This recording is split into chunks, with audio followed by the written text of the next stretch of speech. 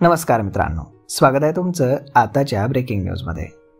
मित्रांनो, CBSE अभ्यासक्रमाकडे पालकांचा सर्वाधिक ओढा आहे आणि म्हणूनच आता राज्यातील सरकारी आणि अनुदानित शाळांमध्ये CBSE पॅटर्न शैक्षणिक वर्ष 2025-26 पासून राबवण्यात येणार आहे। इयत्ता पहिलीला शैक्षणिक वर्ष 2025-26 मध्ये CBSE पॅटर्न सुरू करण्यात येणार आहे, तर शैक्षणिक वर्ष 2026-27 मध्ये 2 टप्प्यांमध्ये हा पॅटर्न राबवण्यात येईल, अशी माहिती शालेय शिक्षण मंत्री दादा भुसे यांनी दिली। शालेय शिक्षण विभागाच्या कामकाजाचा आढावा घेण्यासाठी भुसे पुणे दौऱ्यावरती होते, तर राज्यामध्ये यंदा 1 एप्रिलपासून इयत्ता पहिलीचे वर्ग सुरू करण्याची चाचपणी सुरू आहे। ते म्हणाले की विद्यार्थ्यांना गुणवत्तापूर्ण शिक्षण देण्यासाठी राज्यामध्ये CBSE धोरण अवलंबण्यात येईल आणि त्यासाठीची पावलं आता उचलली जात आहेत। त्यामध्ये राज्यातील शाळांमध्ये CBSE पॅटर्न राबवण्याचा निर्णय घेण्यात आला आहे।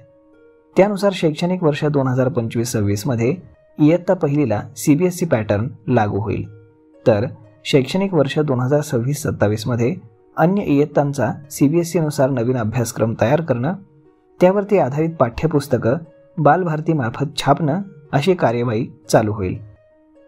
दरम्यान या वर्षभरामध्ये शिक्षकांना नवीन अभ्यासक्रमाची माहिती देऊन त्यांना प्रशिक्षण देखील दिलं जाईल।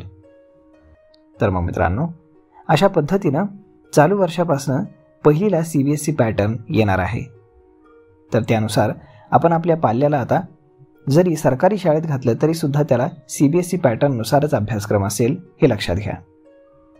तर मग मित्रांनो, हा व्हिडिओ, ही माहिती तुम्हाला कशी वाटली हे तुम्ही आम्हाला कमेंट करून नक्कीच सांगा, आणि जर आवडली असेल तर आपल्या जवळच्या मित्रमंडळींसोबत देखील हा व्हिडिओ तुम्ही शेअर करायला विसरू नका। धन्यवाद।